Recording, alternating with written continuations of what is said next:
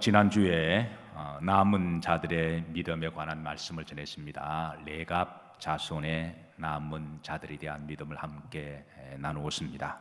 자, 오늘은 이제 신명기 4장 27절 말씀에 이제 남은 자들에 대한 믿음을 이제 좀 몇 번 시리즈로 말씀을 전하도록 하겠습니다. 자, 성경에 보면 남은 자에 대한 사상이 있습니다. 더 렘넌트라고 말을 하죠. 남은 자들의 사상. 자, 이 남은 자들에 대한 이 사상이 성경 창세기부터 계시록까지 매 시대마다 매 곳마다 그렇게 하나님께서는 이제 말씀을 남겨두시는데요. 자, 이 남은 자들에 대한 호칭이 이제 하나님이 세 가지를 다양한 호칭으로 이제 알려주고 계십니다. 신명기 6장 13절을 보시면, 자, 다 같이 한번 신명기 6장 13절에 자, 화면 올려주세요. 다 같이 합독합니다. 그 중에 10분의 1이 아직 남아 있을지라도 이것도 황폐하게 될 것이나 밤나무와 상수리나무가 배임을 당하여도 그 거루터기는 남아 있는 것 같이 거룩한 씨가 이 땅에 거루터기니라 하시더라. 자, 이 남아 있는 자들에 대해서 이제 세 가지로 다른 말씀을 합니다. 10분의 1, 두 번째는 거루터기, 그 다음에 거룩한 씨, 이렇게 해서 이제 알려주고 있는데요. 자, 10분의 1이라고 하는 것은 비율적으로 말씀하고 계십니다. 누가 남아 있을지는 모르지만 매 시대마다. 그런데 전체적으로 보면 확률적이나 그 비율로 보면 대략 한 10분의 1 정도는 남아 있을 것이다라고 그렇게 알려주고 계세요. 다음 세대도 또 어떤 사건과 환란이 있을지 모릅니다. 매 시대마다 신앙생활하기가 이제 좋을 때도 있고 어려울 때가 있습니다. 뭐 좋을 때는 누구나 다 잘 믿죠. 근데 문제는 이제 어려울 때입니다. 근데 다음 세대도 매 시대마다 예수님을 믿는 게 쉽지 않습니다. 예수님을 잘 믿는 게 각자 나그네 여정, 광야 여정을 걸어가면서, 그런데 이제 하나님이 보시고 매 시대마다 비율적으로 보면 대략 한 10분의 1 정도가 남아 있다고 하는 것이죠. 이걸 이제 다른 말로 11조 신앙이라고 말을 하는데요. 흥미로운 것은 교회들마다 11조 하는 성도들도 대략 한 10분의 1 정도가 비율이 됩니다. 새벽 예배도 거의 한 10분의 1 정도가 참석하게 되고요. 저녁 예배도 대략 한 10분의 1 정도를 참석하게 됩니다. 참 재미있는 현상인데, 어쨌든 남아있는 자들은 비율적으로 보면 한 10분의 1 정도가 남아있을 것이다, 그렇게 알려주고 있습니다. 두 번째는 거루터기다, 그렇게 또 알려주시는데요. 이 거루터기는 나무꾼이 산에 가서 나무를 막 벨 때 밑동을 자르고 나잖아요. 그러니까 밑동을 도끼로 찍힘을 당해서 나무가 잘리면 그 남아있는 것을 거루터기라고 이야기를 하죠. 그런데 그 거루터기를 치면 그 밑동이 나중에는 살아남아서 싹이 나고 나무가 자란다는 거예요. 그래서 남아있는 자들을 거루터기다, 그렇게 이야기를 합니다. 산에 불이 나서 나무가 홀라당 다 타버려도 결국은 세월이 지나면 그 밑동이 자라나는 것처럼 아무리 환란과 핍박이 있어서 많은 사람들이 픽픽 넘어지고 쓰러져도 그 중에 하나님은 남은 자들이 그 환란 가운데 나오는 자들이라, 계시록에 이 말씀이 있잖아요. 그래서 하나님은 또 거루터기라고 비유를 하십니다. 세 번째로 이 남은 자들을 거룩한 씨다라고 말씀하십니다. 이는 아무리 세속화가 되어도 그 세속에 물들지 아니하고, 세상의 어떤 모에 따라 좌로 우로 치우치지 아니하고, 오직 말씀 중심으로 신앙의 정절을 지키고, 오직 거룩성을 가지고 세속화에 물들지 아니하고 정절을 지킨 사람이 바로 거룩한 씨다, 이런 식으로 말씀을 해주고 있습니다. 사랑하는 성도 여러분, 매 시대마다 하나님께서 남은 자들을 남겨두시는데, 저는 여러 성도님들이 그 영맥을 이어가시기를 주의 이름으로 축복합니다. 그러니까 창세기부터 계시록까지 성경 66권에 다 이 남은 자들에 대해서 살짝 지나가시면서 언급을 하세요. 성경을 성경적인 역사관으로 보면 총 7시대로 나눕니다. 따라서 하십니다. 창조시대, 족장시대, 가나안시대, 왕국시대, 포로시대, 신약시대, 종말시대. 우리가 성경을 역사적으로 보면 총 7세대로 크게 우리가 디바이드를 할 수가 있는데요. 근데 이제 매 시대마다 창조 시대에 대표적으로 남아있는 사람이 누굴까요? 노아입니다. 족장 시대에 하나님이 믿음의 조상으로 남겨둔 사람이 아브라함이죠. 하나님께서는 매 시대마다 남아있는 자들을 남겨두셔서 영역을 지금까지 이어오게 하시고, 또 오늘 시대에 남아있는 자들을 통해서 다음 시대까지 거룩한 씨로 또 거룩한 불씨로 남겨두시고, 또 그 불씨가 다음 시대에 남은 자들이 이어받아서 주님이 다시 오시는 그날까지 하나님의 역사는 이루어질 것입니다. 중요한 것은 그 남은 자에 내가 있느냐 없느냐가 중요한 것이죠. 아무리 힘들고 어려워도 여러분 끝까지 남아있는 자들이 되시기를 주의 이름으로 축복합니다. 자, 이 성경에 나오는 남은 자들의 용례, 우선 이 어원적 의미를 오늘은 좀 살펴보도록 하고요. 이제 다음 주부터는 매 시대마다 남은 자들에 대한 인물들과 믿음이 어떠한지 좀 살펴보도록 합니다. 오늘은 이제 이 남은 자에 대한 용례들인데요. 흥미롭게도 성경은 The Remnant, 영어로는 The Remnant라고 그렇게 번역을 한 단어로 했지만 히브리 말에는 이 남은 자들이 세 가지 용례가 있습니다. 그 다양한 용례를 통해서 그 남은 자들은 어떠한 사람들이며 어떻게 남아있는지에 대한 영적인 정보도 우리들에게 주시고 있습니다. 자, 첫 번째 샤알이라는 말입니다. 샤알이라는 말인데 이게 이제 남은 자라는 말인데요.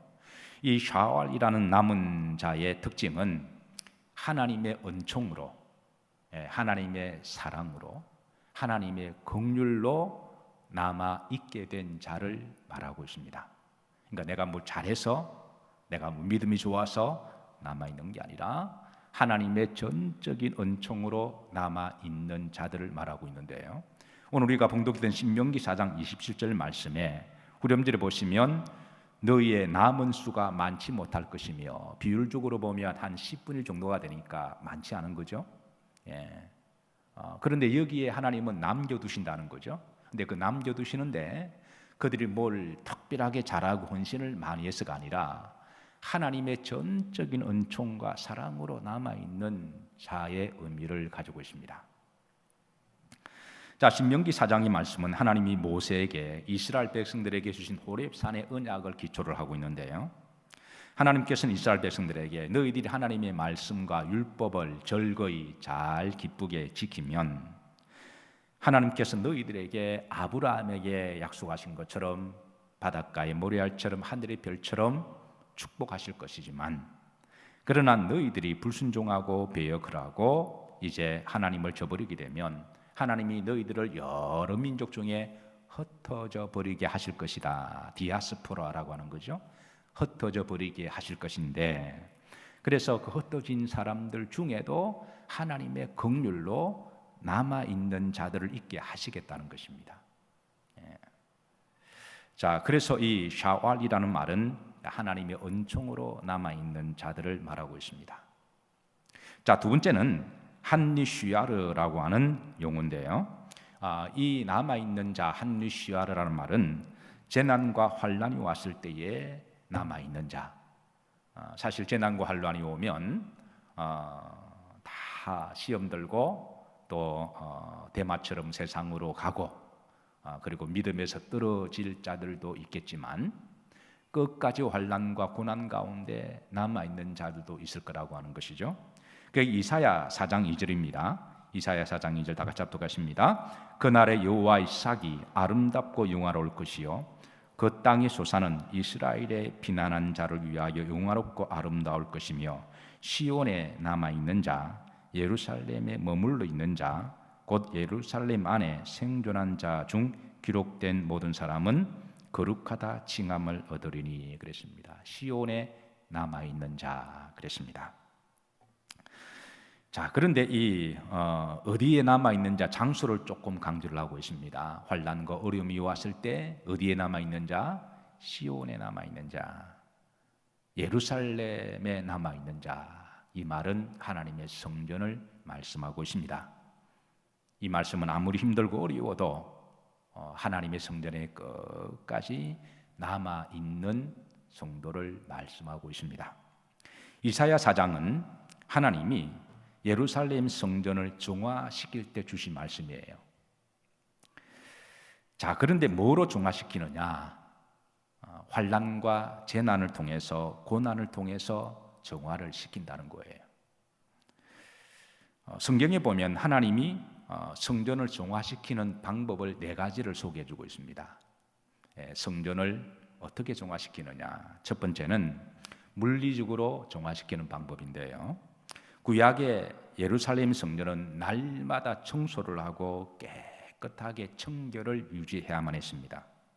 기본적으로 제사가 끝나면 성전을 깨끗하게 청결을 하게 했고요, 그리고 제사가 또 드리기 전에 또 이렇게 성전을 깨끗하게 정결하게 그렇게 정화를 하게 했습니다.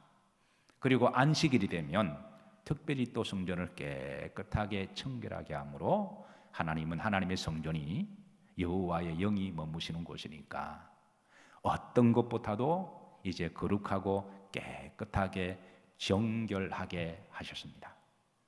사랑하는 성도 여러분, 교회에서 왔다 갔다 하시다가 혹시 여러분 눈앞에 휴지라도 조그만한 뭐라도 하나 있으면 하나님의 집으로 여기시고 그걸 주스시고 깨끗하게 해주시기를 주의 이름으로 부탁을 드립니다. 심지어 화장실에 가서도 조금 지저분하면 누가 뭐 하는 사람이 있겠지, 그런 문제가 아니라 하나님의 전이니까, 여호와의 예수 그리스도의 몸이시니까 그런 믿음을 가지고 여러분 성전을 잘 청결하게 해주시기를 주의 이름으로 부탁을 드립니다. 두 번째, 제사로 정화시키는 방법인데요, 요한복음 2장에 보면 주님이 예루살렘 성전을 방문하셔서 이렇게 정화하는 사건이 나와요. 그리고 하시는 말씀이 내 집은 기도하는 집이다 말씀하시고, 요한복음 4장에는 하나님께 예배하는 자는 신령과 진정으로 예배할지니라 그렇게 말씀하셔서, 기본적으로 하나님은 하나님 앞에 드리는 제사를 통해서 성전을 정결하게 하십니다. 번제단에 제물을 불로 태우심으로 이제 사람들의 죄를 사해 주시지만 성전을 정결하게 하시고, 성소의 분향단에 향을 피우게 함으로 그 향이 거룩한 냄새다 그러셨거든요. 그래서 성전을 정화하게 하는, 그래서 예배를 드릴 때마다 하나님은 성전을 거룩하게 하시고, 여러분 교회가 예배가 없으면 성전의 본질은 예배입니다. 아무리 교회 십자가를 걸어놓고 아무리 이렇게 교회처럼 꾸며도 예배가 없으면 성전이 아닙니다. 세상에서 아무리 예배를 못 드리게 해도 물론 세상적으로 이해가 돼요. 이해가 됩니다. 그러나 예배 안 드리면 교회 아닙니다. 교회가 아무리 초라해도 광야의 그 성막이 겉에가 다 이 천막이잖아요. 모래바람 맞고 이렇게 보다 보면 그 천막이 굉장히 초라해요. 외모로 볼품도 없고 아름답고 흠모할 만한 것이 전혀 없습니다. 요즘 교회들은 워낙 잘 지어서 보면 와 하고 안에 들어가면 호텔처럼, 미국의 교회들은 정말 호텔 같아요. 정말 호텔 같습니다. 그러나 예배가 죽으면 그 교회 죽은 것이고 예배 없으면 교회 아닙니다. 근데 교회가 아무리 초라해도 예배가 살아있으면 그건 하나님의 성전입니다. 그래서 성경에는 제단의 불을 끄뜨리지 말라 그렇게 말씀하신 거거든요. 그래서 여러분, 성전은 예배가 있어야 거룩해지고 예배가 있어야 하나님이 기뻐하십니다. 여러분 제단의 불이 꺼지지 않도록 여러분들이 불씨들이 되시기를 주의 이름으로 축복합니다. 어쨌든 성전은 예배를 통해서 하나님이 거룩하게 하세요. 정화시킵니다. 세 번째는 종교 개혁으로 정화시키는데요. 유대 역사 속에 보면 종교 개혁들이 많았습니다. 히스기야의 종교 개혁, 요시아의 종교 개혁, 느헤미야의 종교 개혁, 그리고 또 중세 시대의 종교 개혁가들의 개혁을 통해서 이제 교회를 정화시키는 거죠. 자, 그런데 오늘 이제 네 번째 오늘 본문과 비춰보면 하나님은 때로는 필요하시면 성전을 정화시킬 때에 성전이 스스로 정화할 만한 능력이 없으면 세상의 환난과 핍박을 통해서 성전을 정화시켜요. 이사야 4장 4절입니다. 이게 보시면 자, 이는 주께서 심판의 영과 소멸하는 영으로 시온의 딸들의 더러움을 씻기시며 예루살렘의 피를 그 중에서 정결하게 하실 때가 됨이라 그랬습니다. 하나님은 필요하시면 교회가 스스로 정결의 자정 능력을 상실하거나 성도가 스스로 정결의 능력을 상실하게 되면 하나님은 가만히 지켜보시다가 때로는 세상의 사람을 통해서 환난과 핍박을 통해서 그 성도와 교회를 정결하게 하신다고 하는 거예요.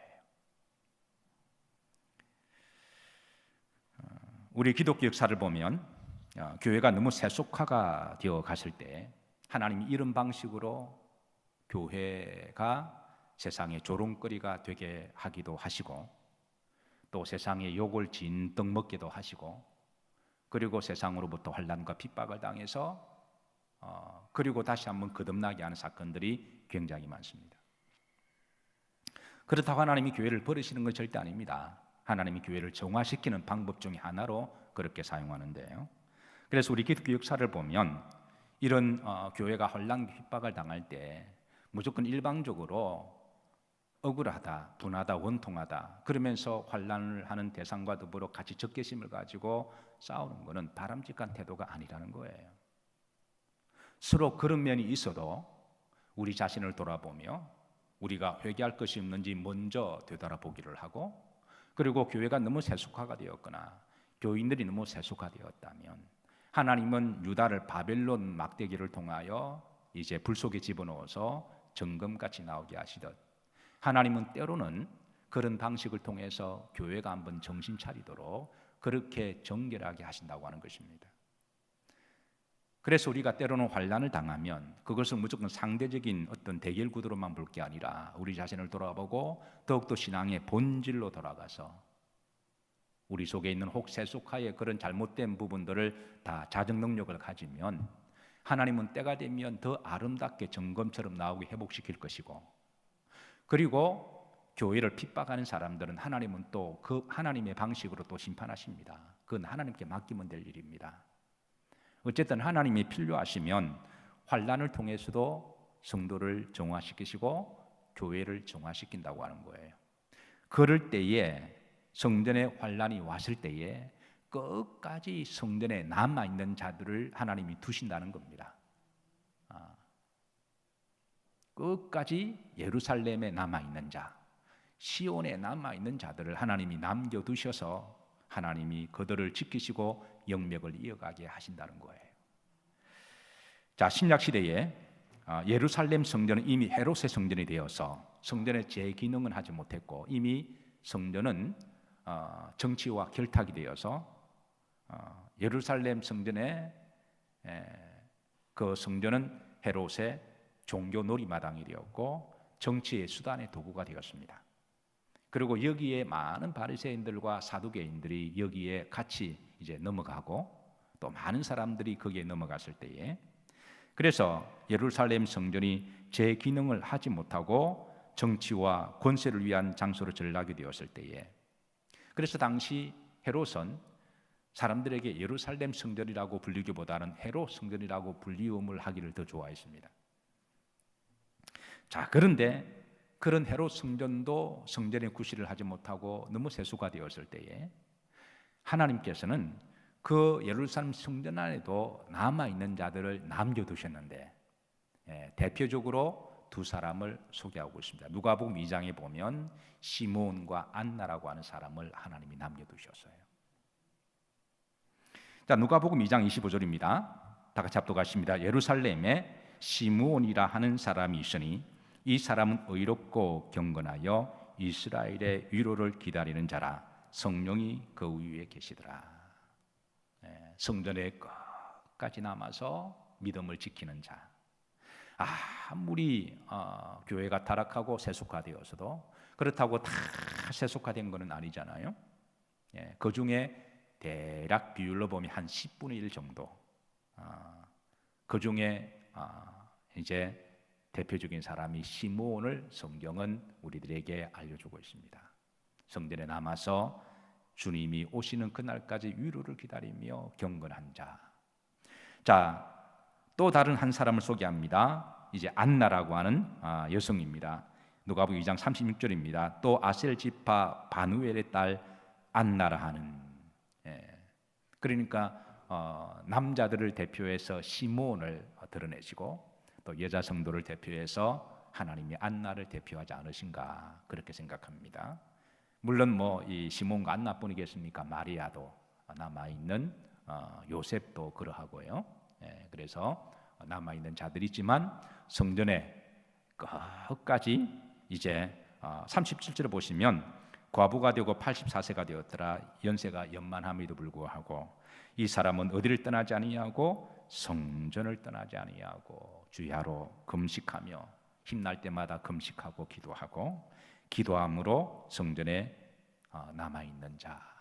하나님은 시대마다 이런 자들을 남겨두시는데 여러분 시대마다 남아 있는 성도들이 되시기를 주의 이름으로 축복합니다. 자, 세 번째 용례입니다. 유바세라딤인데요. 자, 이 남아 있는 자는 요엘서 2장 32절에 있습니다. 다 같이 한번 합독합니다. 누구든지 여호와 이름을 부르는 자는 구원을 얻으리니 이는 나 여호와의 말대로 시온산과 예루살렘에서 피할 자가 있을 것이며 남은 자 중에 나 여호와의 부름을 받을 자가 있을 것임이니라 그랬습니다. 이 요엘서는 구약의 일종의 묵시록과 같은 예언적인 말씀인데요.